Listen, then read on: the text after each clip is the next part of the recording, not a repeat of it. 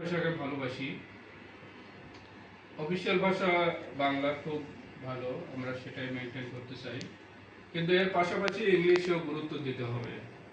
আমি যদি একটা এক্সাম্পল দেই, ফর ফর লেবার, আমার দেশের একজন আরব কান্ট্রিগুলোতে গিয়ে লেবারি কাজ করতেছেন, আর দেখা গেল ভারতের একজন গিয়ে সেখানে তাদের টিম লিডার হলেন, তাদের অফিসার, আর বাংলাদেশের হলো কর্মচারী, আর তারা হলো কর্মকর্তা।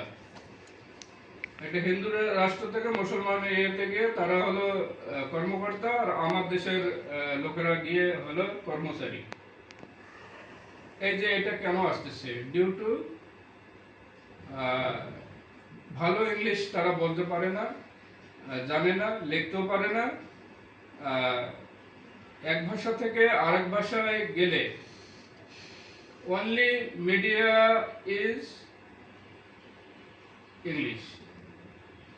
You can express yourself, your character, your culture, your arts, everything you you must have to express in English. Otherwise, they cannot realize what you want to say.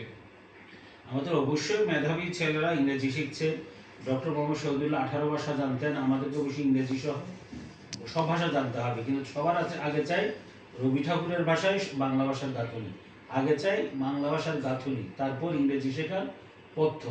আমরা চাই সবার আগে বাংলাদেশ, সবার আগে বাংলা ভাষা মাতৃভাষা, এবং মাতৃভাষা আজকে আন্তর্জাতিক মাতৃভাষা বাংলা।